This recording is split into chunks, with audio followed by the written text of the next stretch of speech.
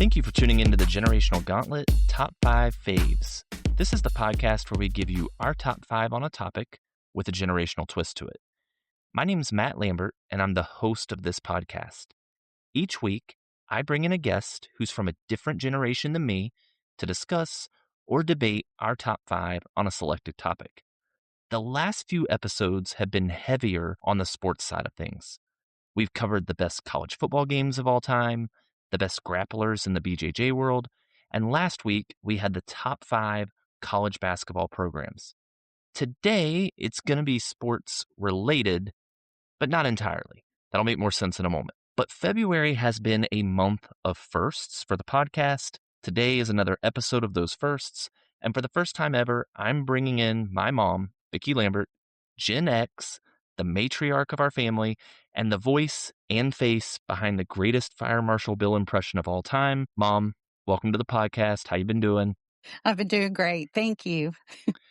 Now, you're a couple episodes behind Dad, so we had to get you on here so that the world could hear the voice behind our family. So I'm glad that you agreed to jump on here with me today. Sounds great. All right, so today is one of the biggest days in the sports world, and quite frankly, overall. And that's because this evening is the Super Bowl. This game is one of the most watched games every single year. And some people watch for the football. Some watch to see all the funny commercials. Some are only watching because they're at a party, they're chowing down, it's on the TV, and some watch just for the halftime performance. Now, we're recording this episode a bit early, so my mom and I have no idea who's going to be in this game, and quite frankly, it has zero impact on what we're talking about today. Because today, we're going to list our top 5 Super Bowl halftime performances of all time. When I thought of someone who has sat through countless Super Bowls and Super Bowl parties, and quite frankly, who does not care about the outcome of the game, it would be my mom. I remember being at parties where she only walked in for the commercials and the halftime show. So who better than discuss this topic with today? So if you haven't checked out the podcast before, here's how it works. My mom and I have each put together a top 5 list. I strongly suspect one performance that's going to be on her list, but my mom has assured me that one is going to surprise me, so I'm looking forward to it. I have my own list. She doesn't know what's on mine. My mom will go first because I'm a gentleman, so she'll give her number 5 and why. I'll give my number 5 and why, and we'll continue in that fashion until we get to each of our number ones. So with that, I'm going to hand it over to you. Let us know who is your number 5 Super Bowl performance, Super Bowl halftime performance of all time. Okay, my number 5 is Justin Timberlake in 2018. It was Super Bowl 52. He did a lot of the familiar songs that everyone knows him for. He did a tribute to Prince, where Prince had died in 2016. And it was a video of Prince on the big screen singing, "I Would Die for You." And Justin Timberlake sang with him, singing in harmony. And keep in mind that Prince was from Minneapolis, which is where the Super Bowl was being played that year. Okay. Justin Timberlake ended out the show with "Can't Stop the Feeling" from the Trolls movie, and there was confetti flying everywhere like it was a party. I love Justin Timberlake and his dancing, and if you mix Prince in there, it's a great show. I am going to be honest, I do not remember this halftime performance at all. I probably blocked it out because I'm not a big Justin Timberlake fan, but I like where you're going. I know Prince is kind of your generation in terms of music, so probably meant a lot to you. I'm going to go a little more my generation for my number 5, and I'm going just a few years back, 2023, Rihanna. Now, am I the biggest Rihanna fan in the world? Not at all. But let's be clear. Rihanna did a 15-minute halftime show pregnant. All right, I'm going to go on a rant here. The fact that women carry a child for 9 to 10 months and then go through the traumatic experience of labor, I got to quote Kevin Durant, y'all the real MVPs. The fact that you function while pregnant is amazing. But I know from watching my wife how tough it is to be pregnant. Your body's going through stuff, your feet are swelling, your back hurts, you're sick, you're just going through it. And Rihanna did a Super Bowl halftime performance while 4 months pregnant. And she didn't sit in a chair for it. The girl was singing and dancing on a platform that was descending above the stadium, and she killed it. At the time of her show, it was the second most watched halftime performance of all time. Her halftime performance actually had more viewers than the game itself, which just makes me laugh. And it got so many rave reviews. Journalists loved it. The New York Times published a piece calling her performance a masterclass. She won 2 Emmy Awards for her halftime performance. During the performance, she sang some bangers. All of the Lights, Run This Town Tonight, Umbrella, Diamonds, and the list goes on. And according to Billboard, after the performance, her musical catalog saw a 140% increase. Several of her older songs re entered Billboard's Hot 100. So, for the fact that it was more watched than the game, how highly it's been perceived by others, and honestly, that she was carrying this halftime performance while carrying a child, Rihanna's my number 5 on the list. Mom, you got any problems with me having Rihanna at number 5? No, I remember that halftime performance. I just didn't remember that she was pregnant. So that I give her props. Well, we didn't know. We found out that she was pregnant while she was performing, and then social media went wild. Like, is this girl pregnant? And she announced it after the performance. Nobody knew she was pregnant until she did that. Wow. Well, Mom, I'm going to hand it over to you. What's your number 4 performance all time? Okay, my number 4 is going to shock everyone. It was Snoop Dogg, Dr. Dre, Eminem, and a side note, I'm not really a fan of Eminem. Okay. There was Mary J. Blige, Kendrick Lamar, 50 Cent. In 2022, it was Super Bowl 56. It was all hip hop. And if anyone knows our family, we are big hip hop rap fans. I am more hip hop and less rap. I love Snoop Dogg, and not really because of his music. I just like him. There was a collection of buildings and landmarks on the field during the show that was supposed to be like a Compton neighborhood. It was really neat because they had performances in different areas of all these buildings. My favorite was the rooftop where they all came together at the end and performed. I remember being nervous for Mary J. Blige because she was in those huge heels She on the was. roof of that building performing, and I kept thinking the whole time that she was going to fall off. I think it was the mom coming out in me. Um, and I love the song by 50 Cent, the part of the song, "Go Shawty, it's your birthday." It was just a fun show. I am not going to comment on this because it's on my list as well. A little bit higher than number 4. I'll reserve my comments till later. My number 4, I'm going all the way back to 2014, and it was Bruno Mars and the Red Hot Chili Peppers. And I feel like at least for me, when I think of a Super Bowl halftime performance, it's usually got a lot of flashy costumes, bright lights, choreographed dances, and let's be honest, the singing is typically mediocre. I don't think it's the best. But Bruno Mars had all the above, except he killed it with the singing. So, in preparation for this episode, I went back and I rewatched several halftime performances, including this one. And I forgot how fantastic his voice was throughout the whole thing. This was not going to be on my list until I rewatched it. As of 2014, Bruno Mars had the most watched halftime performance all time, and that's been surpassed. Obviously, streaming has contributed to that. And some people didn't like the part where the Red Hot Chili Peppers came out, but I thought it was an awesome collaboration. In some, you had a children's choir singing Bruno's Billionaire. Bruno showed his talent by doing a drum solo live, which I thought was incredible. He sang Treasure, hit us with a bunch of dance moves, and he wrapped things up with a touching tribute to the military. Mom, do you remember what he did for the military in this N- performance? No, I don't. Well, so he actually had several, it was deployed soldiers, and they came on the screen and they were giving, like, this song is dedicated to my wife. This song is dedicated to my kids. And then he sang the song Just the Way You Are as a tribute to their families, which I thought was just a chef's kiss on the Yeah. performance. So, based on how amazing his performance was, I didn't intend to have this on the list, but it made its way when I rewatched it. His singing was just phenomenal throughout this performance. So, number 4 for me. Mom, I'll be curious to hear your number 3. My number 3 is Prince in Oh, 2007. Surprise, surprise. oh. All It right, was here, Super let's hear you Bowl. out. Okay, it was Super Bowl 41. This was probably the Super Bowl halftime show that I was most excited for because he was from my high school years. I actually saw him in concert in 1985, I believe, in Oh my Lexington, goodness. Kentucky. I actually met up with your dad during the concert. Um, but during the Super Bowl show, he sang all of his great hits. He did a lot of electric guitar solos, which were really good.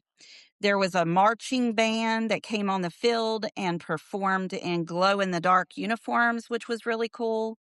And then at the end, he did his most popular song, Purple Rain. And it was really ironic because it had been raining throughout his entire performance.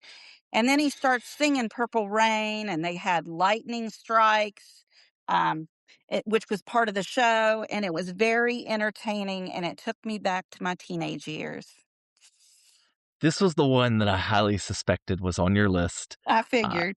it's funny. So I recorded with somebody an episode several episodes ago. Erin, shout out to Erin.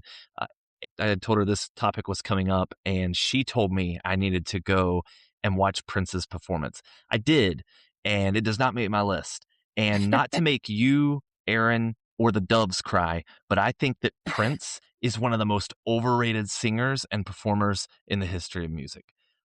Probably the most controversial thing I've said on here. I'm not a Prince fan. I don't get down with him. I don't like that he was a symbol. I'm not a fan. So, Mom, I apologize, but I have to disagree with you on this one. I just It's can't get down okay. with Prince. I tell you what, though, he could put on a concert. That's fair, and it kind of goes into my number 3. So my number 3, I am not a fan of him. I don't think and I'll talk about it more here in a second. I don't think the singing was that great, but it might be similar to your number 3 in terms of you thought it was just the whole performance. And that was 2024 Usher's halftime show. I put this number 3 on my list, and interestingly enough, it's the third most watched Super Bowl halftime in history. 129 million people turned in. When I was growing up, I would see some of the Super Bowl halftime performances, and I found the artists to be past their prime. Prince is an example. Why is he performing at the halftime show? He's not from my generation. And I have since realized this. You can tell me if you disagree, Mom, but the halftime show at a Super Bowl is marketed for the middle-aged people watching the show. Would you Mm. agree? Yes, I would. Yeah, it's totally for middle-aged. It hit me in 2024 as I'm watching Usher, and I'm like, this is my childhood. I know what they're doing here. 2024 was pure nostalgia for me. If you recall, Usher was joined at times by Alicia Keys, who phenomenal voice, Will I Am, Little John, Her, and Ludacris. And while I could have done without Usher being shirtless, didn't need that, the whole part where they were dancing and performing on rollerblades, I heard, I was talking to somebody about this list. They made fun of that. I thought it was awesome. I loved when they were on rollerblades. When Little John started rapping Turn Down for What, I think I threw my back out for how quickly I leapt off the couch and started jumping around the living room. And Ludacris jumping in on Yeah immediately put this one as a top 5 on my list. Did this show win awards? No, but it was nominated for several. Did it help promote Usher's album Coming Home? Absolutely. It ended up being number 2 on the Billboard 200. But for me, it was just pure millennial excitement. And to quote Usher, to quote Little John, and to quote Ludacris, did I enjoy the show? Yeah, yeah, yeah, yeah, yeah. I can't sing it. My voice is shot. Mom, that's my number 3. I'll hand it over to you for your number 2. And I agree with you about Usher. He actually almost made my list. And I Okay. loved the skating part. Yes. See, that was cool. Like it was Yes, it that was. I can't rollerblade in general, and then to do it in front of millions of people while you dance and you sing, that's impressive. Exactly. Don't at me on that. Okay, my number 2 is Justin Timberlake again and Janet Jackson, Kid Rock, and Nelly in 2004. This was Super Bowl 38. I know this show had a lot of controversy surrounding it Um, with wardrobe malfunction. And believe me, I understand what a problem it was because we were at a Super Bowl party and with a room full of kids and teens who all observed it. yes, yes, we'll leave it at that. But I'm going to focus on the halftime show Okay, leading up to that point. okay. It had a lot of hip hop, which I love, and also some rock. And the dancing was great, and it was really good entertainment. So that's my That's number two. okay. I honestly would never have guessed that was going to make your list based on the controversy that took place.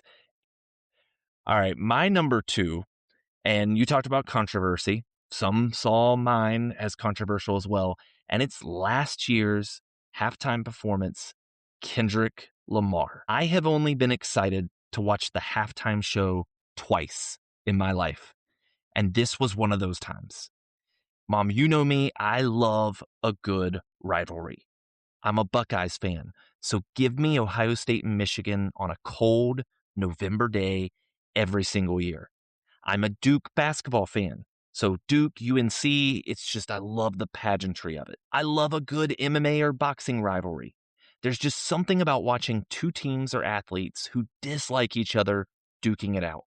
And 2024 brought us one of the most viral rap battles we've ever seen with Kendrick Lamar versus Drake.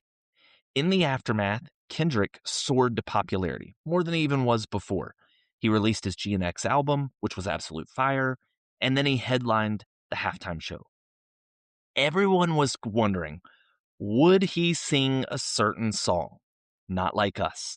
Would he lean in to attacking his rival in front of millions of people watching the Super Bowl? And when I say everybody, I mean everybody. I talked to more people about this halftime performance than I've ever talked to people about a halftime performance before, or at least before it happened. And I think that's backed up by the fact that people turned in massive numbers.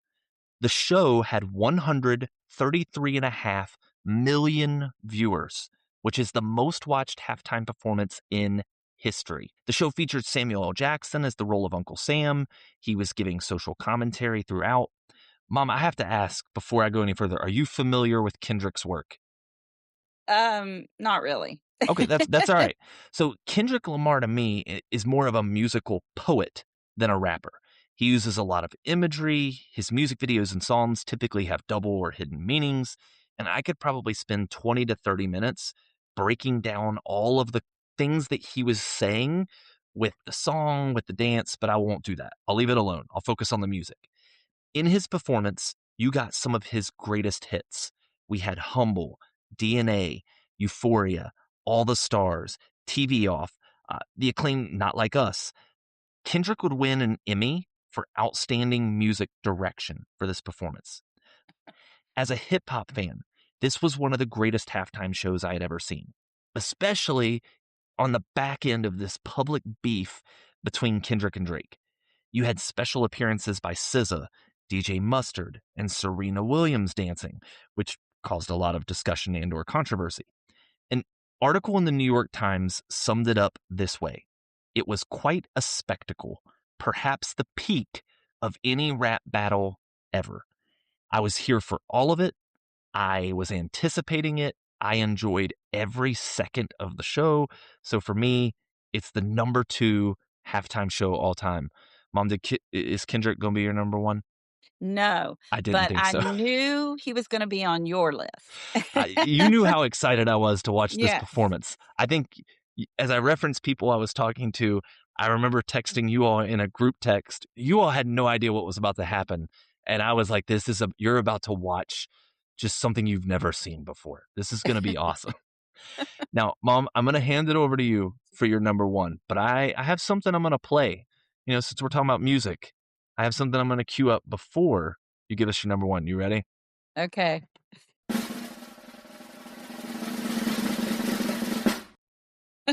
That was Sounding real great. professional over here. All That's right, right. what is your number one all time? Okay, my number one is really going to age me. And Matt's going to give me a really hard time about this one. Well, now I'm It is, excited. yep, it is Michael Jackson in 1993. Oh, It was Super Bowl 27. Once again, I know there's a lot of controversy now about Michael Jackson, but I had to put this as my number one because of the message that it sent and how it made me feel. He sang the song Black or White, which gave the message of racial unity, and the crowd all over the stadium held up signs that made up different children of all walks of life. And then he sang Heal the World as children of different nationalities came onto the field and stage and sang with him. It got me all teared up, and upon watching it again to prepare for today, I don't think I've ever seen a more excited crowd to see a performer in person at a halftime show. The dancing was superb as he danced all of his popular dance moves, and it was a great halftime show. I should have seen Michael Jackson coming for you. I did not, but no, I'm gonna say a couple things here before I give you my number one. So no, first off, I can see how Prince and Michael Jackson both made your list. As I did research and I looked at, these different lists where people had him ranked in the top 10, Prince was in most of the lists' top 10s. I think he was in, it might have been all 8 or it was 7 of them. Michael Jackson, while I'm not a fan, he made every single list, and typically he was in the top 3, if not number 1, in all those performances. Now, I'm going to say this about Michael Jackson. I think that Michael Jackson is probably, or arguably, one of the greatest entertainers of all time. I can recognize game. I can see he's got the dance moves, things were flashy. I do think he's overrated as a musician, though. So I don't think that for me, I don't like the music. I didn't like maybe even his voice sometimes, but I think he could put on a show. Does that make sense? Yes, definitely. Okay, so I'm separating the two. I think great performance, or great performer, not a great musician for me. And I realize again, I'm probably making two of the most crazy remarks I've made on here in saying that I find both him and Prince to be overrated. So I'm sure I'm going to get some comments on this, and that's okay. You're going to get a lot of people backing you up. All right, I'm going to give you my number one. My number one was on your list, and it's the 2022 Super Bowl halftime show with Dr. Dre and friends. And you mentioned it. Our family loves hip hop. I think in terms of being a millennial, or if you're a Gen Xer, this was a dream of a halftime performance. For around 15 minutes, both millennials and Gen Xers heard classics from their youth. This was actually the first halftime show ever focused solely on hip hop. It was in California, so it just felt different. It hit different. Dre and Snoop dropped the next episode in California Love. Was I rapping along to every word? Yes, I was. 50 Cent made a surprise appearance when he was hanging upside down and performing Into Club.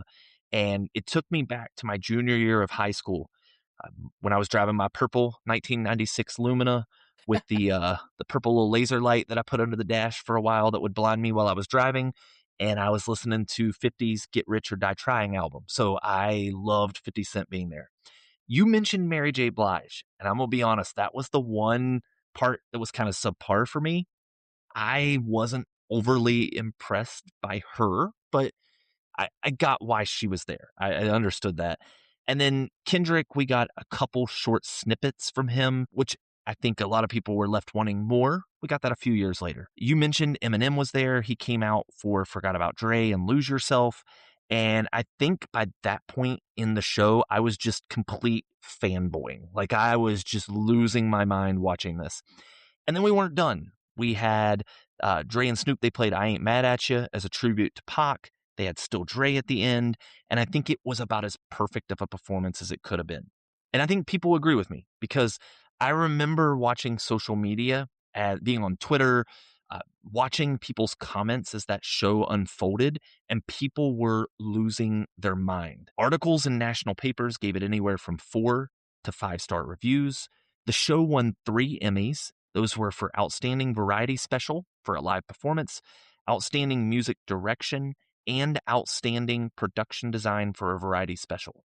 The show only had 103.4 million viewers, but it still had 2 million more viewers than the game itself. After the show, Dre's streams on Spotify rose by 185%. His 2001 album jumped back into the top 10 in the Billboard 200.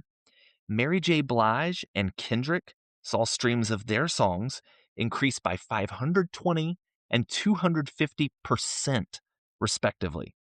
Lose Yourself entered the top 10 on Spotify for the first time ever.